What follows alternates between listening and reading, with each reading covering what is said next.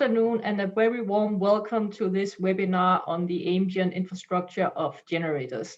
My name is Naja Kleist. I'm a senior researcher here at DIIS, and I've been looking so much forward to this webinar. This webinar is a first.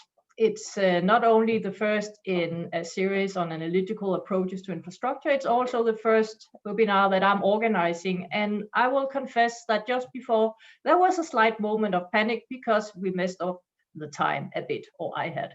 But it all worked out, so very warm welcome. I'm so much looking forward to this webinar. So the webinar is the first in a series of webinars on analytical approaches to infrastructure that I'm organizing with my colleague Jethro Norman.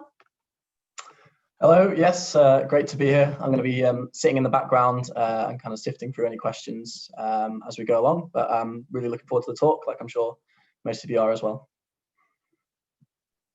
So thanks, Jethro. And this webinar series is an exploration of looking at infrastructure in different ways. So we can look at or see infrastructures as these connecting systems or connection apparatuses or built matter that makes different activities and phenomena possible through connecting them or do other kinds of undergirding. And we are looking to explore that through a range of different questions, like what is the maintenance and decay of infrastructure? How do they produce or relate to the felt environment, like generators do, as we'll talk about today?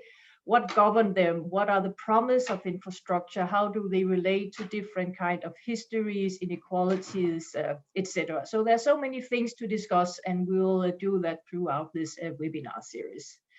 So when we organized this, Jethro and I, we were brainstorming, and we were like, okay, so let's start high and look at top scholars, top-notch scholars, leading scholars within this field, and see how it goes.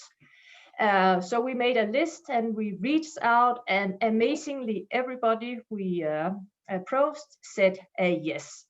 And to me, Brian Larkin was the first person who came to mind. So I'm really happy to welcome Brian Larkin here today. Brian Larkin, as many of you know, is a professor of anthropology at Barnard College, University of Columbia. And he has also co-funded the Center for Comparative Media, also at Columbia University. He does research on different kinds of infrastructure, cultural circulation, Nollywood, and a range of other very interesting things, often with an ethnographic focus on Nigeria, which is also what he'll talk about today. Amongst his many interesting publications, I'll highlight just a few. So there's a book from 2008 on science, noise and science on the media in Nigeria. There's an article from 2013 on the politics and poetics of infrastructure that I highly recommend as a really good introduction to infrastructure. And then there's a book chapter in this excellent book, The Promise. I'm trying to get it into the screen, not so easy. The Promise of Infrastructure, which is a great book, and it's a really great chapter also on the promise of infrastructure and forms of infrastructure. So today we'll talk about generators, and to me the first thing that sprang to mind was me doing field work in Ghana during extended periods of power cuts. So the experience of either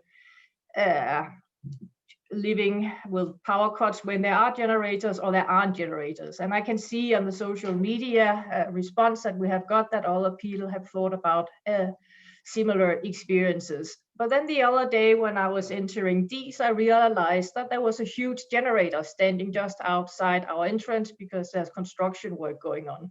So the ambient infrastructure of generators is not only something that concern living in places without steady electrification or no electrification at all. So there are really a lot of things to discuss here. Now I'm struggling a bit with some strange slide, making me look a bit weird here, but I think we'll just have to live with that. It's all a learning process. So yeah, in terms of practical information, so they're practical information, even though that this is a webinar and not a seminar. One thing is that it would be really great if you introduce yourself in the chat. I can see that some people have already done that. Since we cannot see each other, it helps us getting a feeling of who is in this space, so to speak. Another thing is that to ask questions, please use the Q&A function as you will as on the screen, and you can do that, of course, during Brian's talk. That would be really great, and also afterwards. And we also have the thumbs up function switched on, so that means if somebody asks a question, like a really brilliant question that you would have asked yourself if only you had typed a bit faster, you can use the thumbs up function, and it will move the question further up on the screen. And then we'll talk for about 20 minutes, and O'Brien will talk for about 20 minutes, and then we'll have the Q&A. So the webinar is relatively short, about 45 minutes in all, and that is also for several reasons. One thing is to avoid screen fatigue, but also for you to want to come back for another webinar on infrastructure, which is in fact already next week. So without further ado, I give the floor to Professor Brian Larkin. A very warm welcome to you, Brian. Thank you very much, and thank you, Naya and Jethro, for the invitation. I hope everyone can hear me okay, and I'm going to ask if there's anything wrong. If either Jethro or Naya, you could just say it orally, because I know I'll find it hard to engage my PowerPoint and my text and various things. But I'm very happy to be given this paper. It's more a collection of notes. I'm partly because I wanted to try and engage with the prompt, which was how do we think about different analytic approaches to infrastructure, and doing a little bit through my own research at the moment on generators. So I come to the question of media. Let me just start this and then see if this will work. Oh, I cannot. Can I screen share a PowerPoint? I need to be. Yeah, there's a green function below. Yeah, it's saying host has disabled screen sharing. Oh, Jethro, can you run after Trina and get her to enable? Yeah. In any case, I'll keep speaking for now. But I come to the question of infrastructure from media. I was interested in questions of media, and I moved from looking at media in terms of films or music or the content of the newspapers to looking at the platforms that carried those content. And that pushed me back into this bigger question of infrastructures. If you look at the history of radio in many countries, you're going back to posts and telegraphs. And you're in this broader question of how do we understand the relationship of people to technologies or media technologies. So it's a particular entry point into the question of infrastructure that's different from other approaches. And it's left me with an abiding concern for how it is we might think about what infrastructures are. So I'm just going to try this again to see if we can get there. Nope, it's still off. So now you just tell me if it's changed. If it's not changed, then I'll just go ahead without it. Jethro is going to try to enable it. Very good. So in this sense, as I'm sure many of you know, the electricity grid oftentimes breaks down in Nigeria and many other places. This concept of breakdown, as Naya was just saying, we used to associate in the West with, oh, I've got the share function now, so I'm going to go to PowerPoint and let's see if that works. Should be working now. Okay. Oh, now it's taken me into system preferences. Oh gosh, sorry. The infrastructure of webinars. Okay, I will have to quit and restart this in order to share my PowerPoint. So I think we're going to go without PowerPoint in that case. Which is a shame because I have loads of very nice images that I organized it around in any case. So in that sense, when we think about generators, when we think about electricity grid, we have to think about generators. Generators are everywhere in Nigeria. They're central to the operation of all economic activity. They're a fixture in homes. They're ever present at bars or performances or other leisure events. They get given as wedding presents. They are prayed for by churches. They're distributed as gifts by aspiring politicians. There are over 60 million portable generating sets in Nigeria, and people have estimated that generating sets provide something like 8 times the amount of energy to Nigeria than the national grid does. So the general electric system the grid provides is now a minor part of energy supply in Nigeria. And in the wake of that, generating sets have been distributed everywhere. So in this sense, they organize Nigerian life. This is one of the classic questions we ask or look at infrastructures for. They create the conditions of possibility for people to work, to live, to relax, to worship. And I'm interested in this partly as a media question, because what we refer to when we talk about something like urban life, what we're referring to are a series of cultural techniques by which people learn to live in a specific environment constituted by infrastructures. Urban spaces are technological spaces. We live in them in constant reciprocal interaction between our bodies and our, are people still there? Okay, yeah. And our, and these technical systems outside of them. And in that way, I'm interested in this more ecological question about the environmental world that infrastructures bring into being. This is what I mean by ambient infrastructures.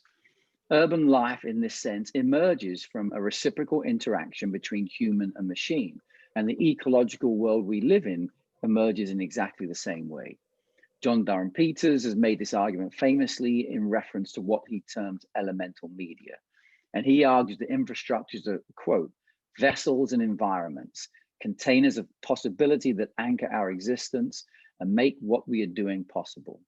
They are the habitats and materials through which we act and are. So it's this question of ecology I want to turn to at the end as part of, in essence, my analytical approach to infrastructure.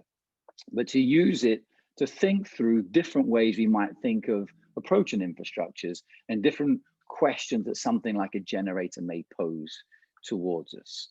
So first of all, systems building. So if we look at infrastructures, there is a basic ontological question of what is an infrastructure. This is something that's never been wholly clear to me. What do we mean when we use this term infrastructure? On the one hand, it's obvious. We mean roads, we mean sewers, we mean electrical systems, we mean railways, and all these large-scale technical systems by which goods and people, energy are moved around societies. But we oftentimes, from Susan Lee Starr, have this logic, which is very true, that the infrastructure is the invisible technologies that make other things work. So they would be the cables that go into the computer rather than the computer itself. They would be the sewers buried into the ground that carry water away from our houses, so on and so forth. And analytic attention in some of the more canonical works in infrastructure have then looked at the building of these as large, what Thomas Park Hughes calls large scale technical systems. And the focus is then on the process of system building. How does a networked infrastructure come together?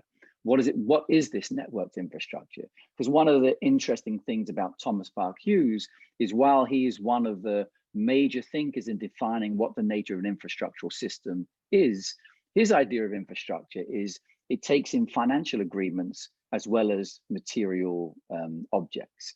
It takes in management structures as well as, pipes and cables. Because he would say oftentimes an infrastructure begins separately. You'll have a power plant in Pennsylvania, you'll have a power plant in New York, you'll have a power plant in Baltimore. Then to build a large scale technical system, either one power plant takes over all the others and unites them into a single system, or one power plant destroys the others and imposes its system on the rest of these territories. As it does so, it has to generate financial agreements. As it does so, it has to generate a series of legal agreements. It has to find a management culture whereby the Pennsylvania company can now articulate with the New York company. And he always had this broad ontological imagination about what an infrastructure is, and that it's never just the pipes itself, it's these other aspects as well. And I find that process of thinking about infrastructure building and then what it might be as very generative, because it is a technical material system, the pipes, the roads, the railways, and so on, but it is also financial agreement, it's also legal agreements. And if we look at, say, the work of someone like Laura Baer's work on shipbuilding in India, she maintains a focus on the material nature of infrastructures with a focus on the financial infrastructures that support those material objects. And she tacks between the two.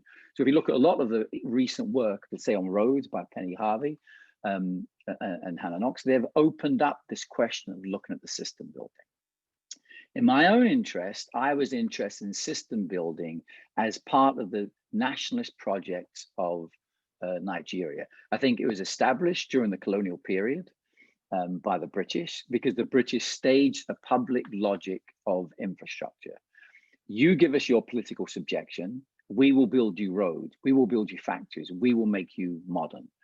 Development, progress, as the language was back in the 1930s. But when you could no longer justify colonial rule through conquest alone, you had to justify colonialism by different means. And infrastructure seemed to be this neutral technological way to do this.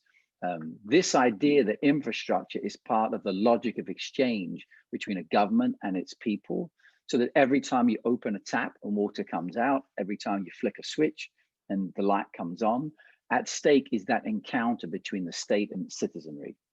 And I would argue that's a political encounter staged first by the colonial state in Nigeria, then later on by the nationalist state, which is why when I did this work on these mobile film units, I noticed that for 2 years after independence, every single newsreel that came out once a month had a picture of the Sardauna of Sokoto, the leader of the northern region of Nigeria, opening something. Opening electric works, opening gas works, opening water works, that there was this staging of the public logic of infrastructure. So Naya held up that book, The Promise of Infrastructure.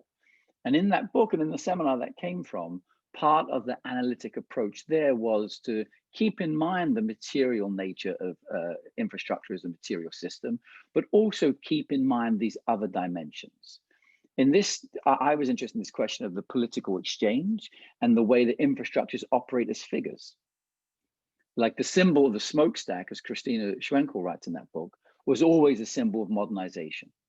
It was always a symbol of progress, of development. If you could build, in a sense, the smoke that comes out of it, while negative, on the other hand, was also a symbol that we are building factories, we are employing people, we are bringing progress and development to this society. So the infrastructures have to work at this level of addressing people, of constituting people politically through that address of the modern. However, as we also know, these systems failed. They have failed in many parts of the developing world. And very interestingly, COVID has revealed how much they have failed in the developed West as well. So one of the new turns in infrastructure, which is toward the question of logistics. How do goods move? What are the principles by which they move?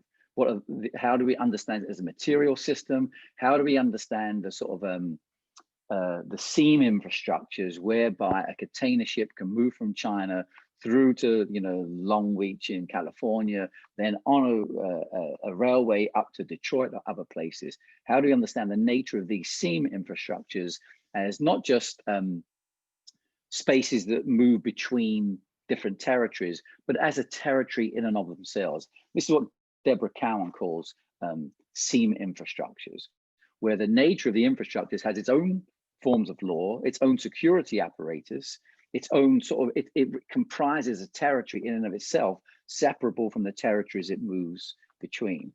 And I think the COVID crisis, with all the anxiety of will we run out of toilet paper? Will there be a run on pasta? Will there be a run on, Purell and, alcohol cleansing and all these goods? It brought into question, it brought to the forefront the nature of the logistical system and the state's responsibility for guaranteeing it. So that when the state fails in that responsibility, this becomes a possibility of critique. Breakdown becomes a possibility of critique. So when you look at the potholes in Nigeria, when you look at the electricity that doesn't come on, when you look at the things that the state said at one point, this is what we will do for you. When it no longer does that, it then becomes this meta-reflexive issue. I was always taken in the context of Nigeria, where people would do this work of, there'd be this phatic phrase, Nigeria. And it would come up when something would happen, like a particularly bad pothole, or a go-slow, a particular traffic jam, or when something that was meant to work that didn't work, there would be this reference to the nation state. I'm from England. The only time I've ever known that in England was during the period of Margaret Thatcher. When something went wrong, people would go up to Thatcher as being responsible. But generally, we don't, in the case of the US or the UK, we don't generally go to the nation state. But in Nigeria, people quite quickly go to the nation state. And this is because the nation state said it would provide these goods. And precisely because it staged that provision as part of a political exchange, when it does not provide it, it becomes the space for critique, where people can then judge the state in one way. So one aspect of then system building, and this is something that I've always been interested in, is the way that the system gives rise to its, what Michel Serres calls its parasitism, that it can move, that a system brings different other elements into being. So once you have a system, people divert it for its use. A good example of this would be 419 in Nigeria, where the instruments of financial deals, which were used to organize the extraction of oil from Nigeria, then came to be parasited and used by conmen in Nigeria in order to then extract money from the developed West. It's a very simple example, but in the case of generators, I would argue they emerge precisely as, in the beginning, a supplement to fill in the lack of infrastructural provision by the state. But that over time, they've become so broadly distributed, they no longer can be seen as an alternative system to the electric grid. They are part of the electric grid. They operate in tandem with the electric grid. That we have, with that we have this broad distribution of generators. They operate when the grid goes off. So they're totally dependent on the grid, and they operate in the context of a political economy. In Nigeria, so generators ingest things, petrol, they expel things, sound, fumes, electricity, heat. Because they come from that political economy and they draw on oil, they get to the thriving beast at the heart of Nigerian politics, which is the extraction of oil and its processing. Most people in Nigeria don't believe the electric system doesn't work because Nigerians can't fix it. Most people believe the electric system doesn't work because there are powerful cabals that make sure it doesn't work, so that they can operate off the subsidies in order to make profits. Because of this, the question of generator and then the use of political economy always involves this question of the nation state's responsibility in providing oil, and then the corruption of that nation state. It's the cabals are whether it's true or not, widely believed to be senior military figures, senior political figures, senior other operatives who control the breakdown of electricity in order to force people to purchase electricity on the black market. So that every time you buy and fill up your jerry can of petrol, every time you fill up your generator, and people now in Nigeria will spend more money filling their generators than they will running their cars, they have to buy petrol on the black market. This is why when Occupy Nigeria took off in Nigeria, it wasn't against debt as it was in America. It wasn't for political freedom as the Arab Spring was in Egypt. It was about resisting the removal of fuel subsidies. Fuel subsidies become part of this political way in which ordinary people feel this is the last vestige of the developmentalist state in which the state does something for us. and that we get something from the state.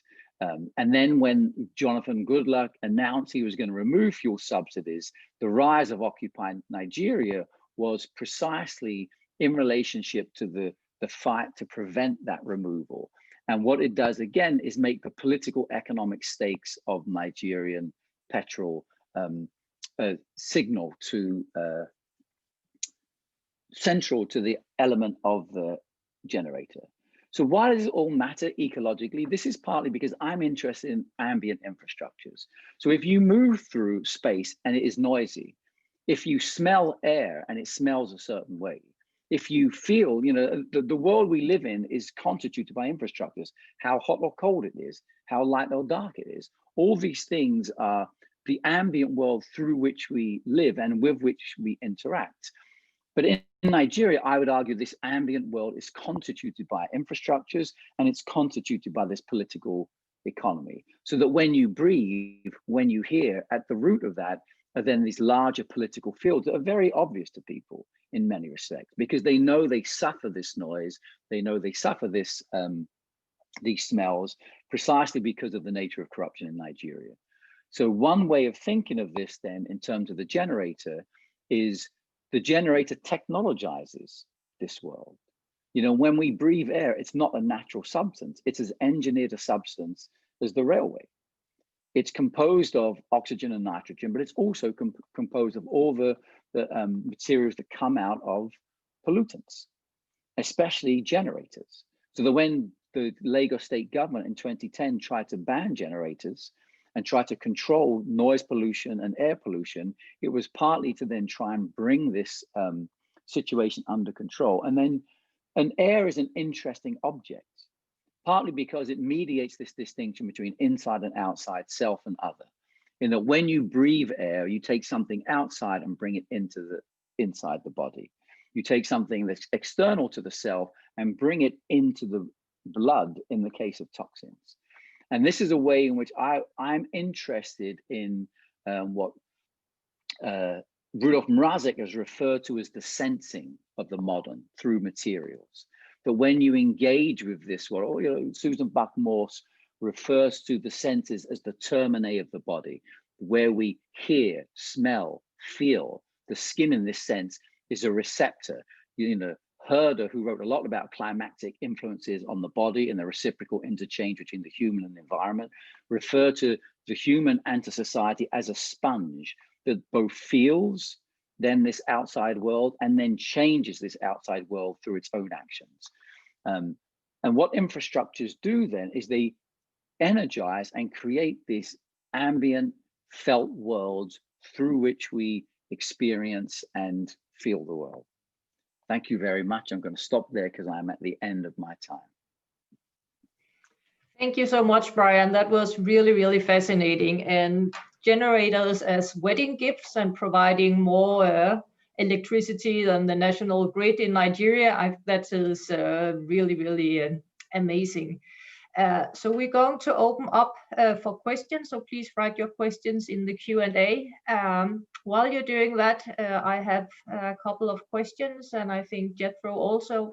But I would like to start out by asking, so with generators being so common in Nigeria, and this really fascinating how you talked about infrastructure as a promise, but then also when these promises are not held as a way of, or like prompting critique of the nation state. So with generators being so common, are they still like prompting this critique of the electricity grid not working sufficiently, power cuts, etc., or have they become like an everyday infrastructure, so to speak? There's certainly an everyday infrastructure, but by the concept of everyday, the dual thing. One would be when something becomes everyday, becomes almost automatic and unnoticed. We talk, you know, of the sense that it becomes backgrounded. We don't think much about it because it just comprises the world through which we move. And in that sense, yes, generators are part of the world you have to live in. But then if you then get they've just removed petrol subsidies fairly recently, but you know, a few years ago, you can get your petrol from the petrol station in order to fill your gen. And that would be a certain cost. Maybe at one point it was 87 naira. Then it got the subsidy got partially removed and it became 114 naira. Or it might cost 200 naira on the black market. So in that choice, do I go to the black market in order to buy my petrol? Do I go to the petrol station? If the petrol station doesn't have petrol, why doesn't it have petrol? Why do I have to go to the black market person? Why is this scarcity?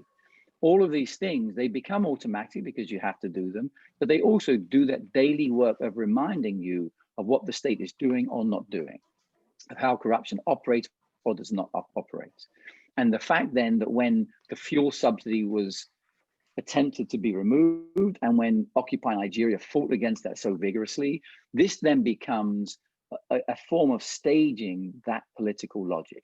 The government should be doing this for us, and it's not. We're going to resist it. In those terms, you can't background the object.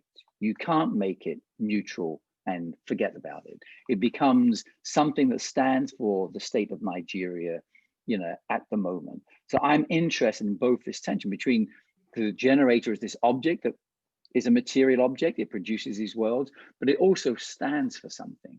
And I think that the way that political economy has been engineered into this object and into how we feel and smell this object. If you have to work and there's a noise, how do you do that work?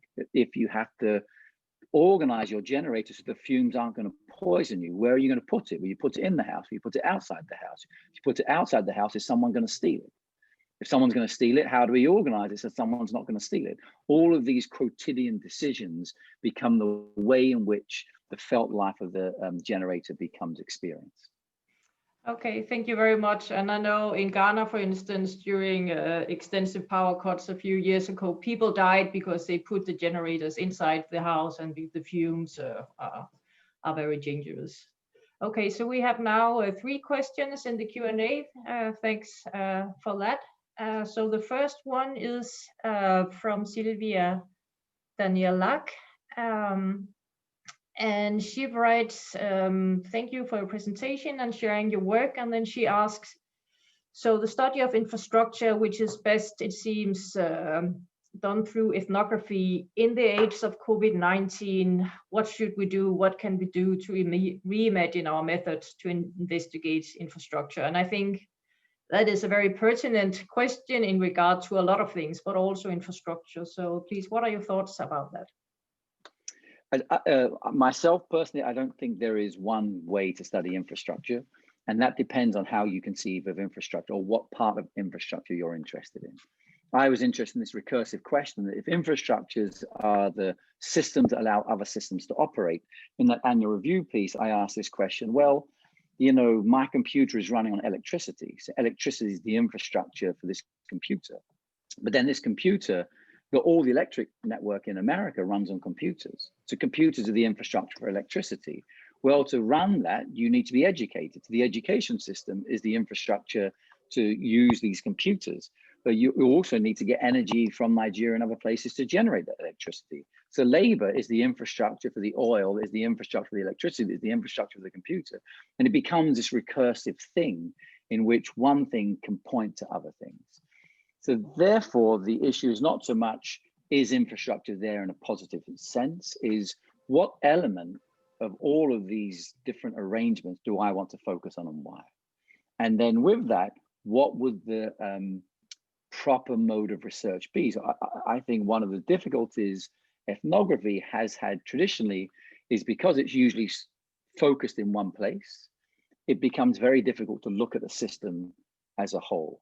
So you have to retool and provide a different methodological approach to try and look at that system. This is exactly what Penny Harvey and Hannah Knox did. It's exactly what Laura Baer did.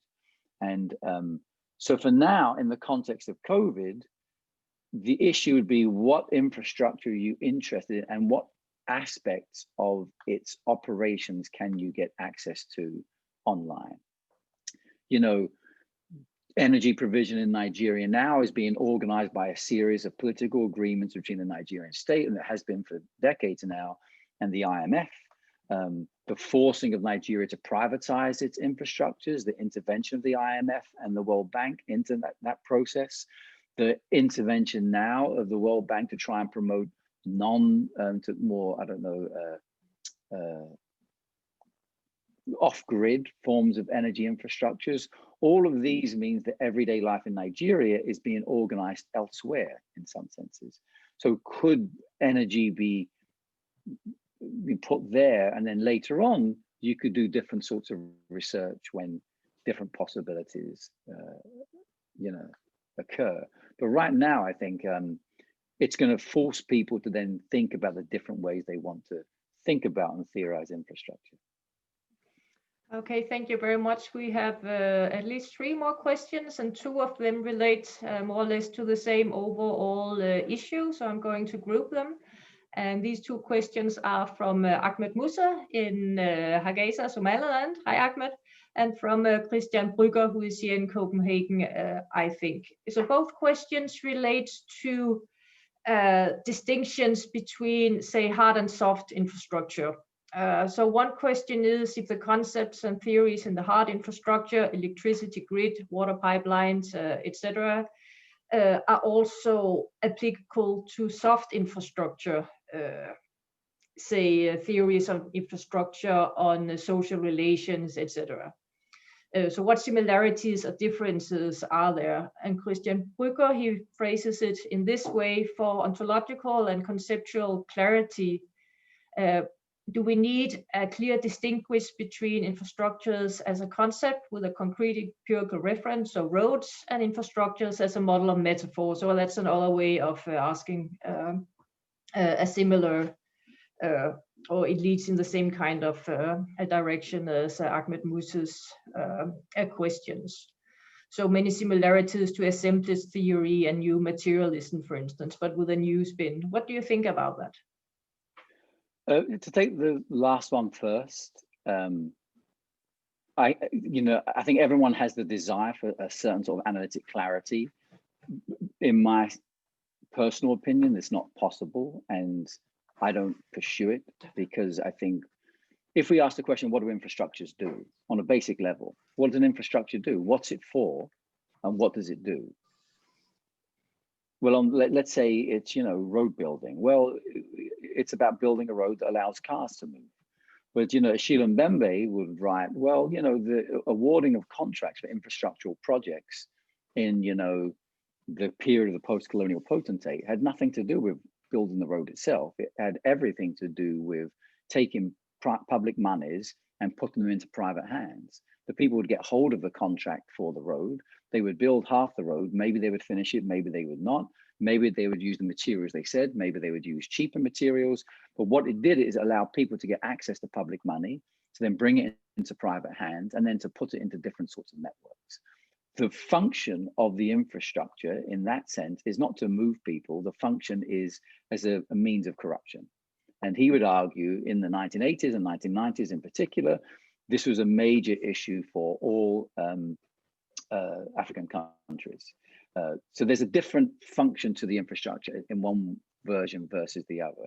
So we have to ask the question of what work does it do? And I would argue that infrastructure do different sorts of work, and their technical function is just one of the forms of work. This idea of the promise of infrastructure, the idea of it as, what used to be dam building projects in many of the non-West, or the investment in import substitution industries, or these other large projects. These are political techniques as well as material objects. And it doesn't seem to me worthwhile to, I think I can situationally distinguish between the two for certain reasons, but as a whole, these things are always bundled up together. And I think that confusion is good to think with in a certain way. And as to the second one, I think it's a great question to think about this distinction between hard and soft. Again, maybe it's the same thing. Maybe one is a proper infrastructure, quote unquote, and one is not a proper infrastructure. But if you go back to something like Thomas Park Hughes's work on the electric networks and building in America and in Europe, then part of this is an articulation between management culture between two different companies. If I take over your company to build a large-scale networked infrastructure, the way I organize my team has to gel with the way you organize my team. So we come to some articulation, or we change what you're doing and impose my way of doing it on us. This then would be about management culture, about organization, And that in and of itself is an infrastructural question. It's about the circulation of information within an entity.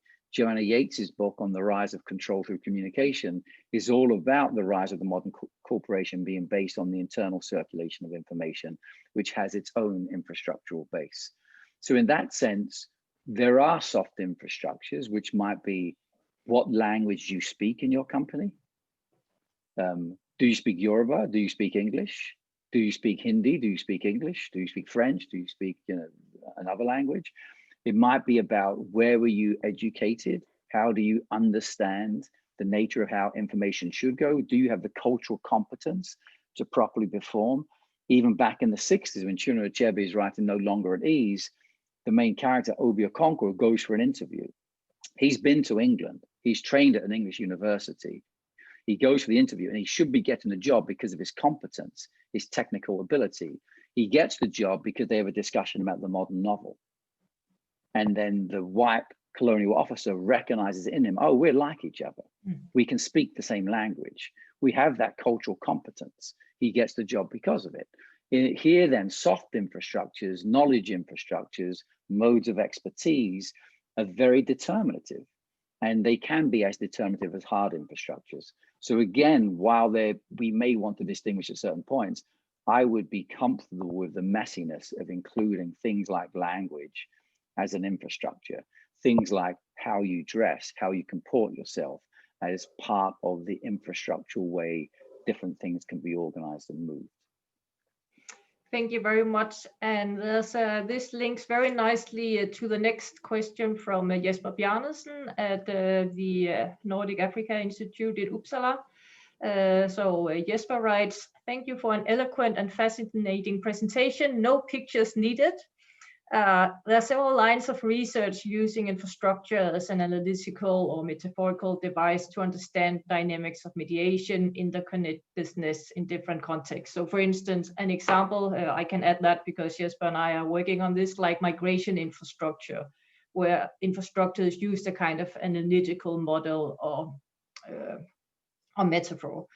So Jesper asks, have you encountered attempts to use the notion of infrastructure in a more figurative way? And what would be your take or your view on this conceptual leap from material infrastructures to a more abstract notion of infrastructure? I think the Promise of Infrastructure book gets at many of those questions. I think the introduction is excellent in that book. And I think some of the work in it, and my essay in that is part of that, because I use this logic from I borrow from Roman Jakobson and his theory of the linguistic sign, that any word has particular functions and has many functions. You cannot tell from the word itself which function is going to be pulled into use. Once it's put into use in a particular situation, this or that function becomes dominant in this or that speech act. And I would argue in infrastructures, it's the same thing. It's, at some point, obviously the roadness of the road is what counts.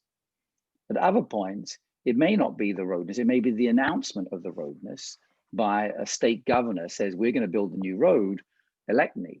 Then it's about the address of the road as a figurative idea and as the promise of a certain form of modernization that is what's relevant to it. And the road exists both as idea or concept and also as physical thing. If you look at a road will exist phenomenally as a thing made up of tarmac or asphalt, laid on gravel that goes over space. But a road will also be numbers in a budget.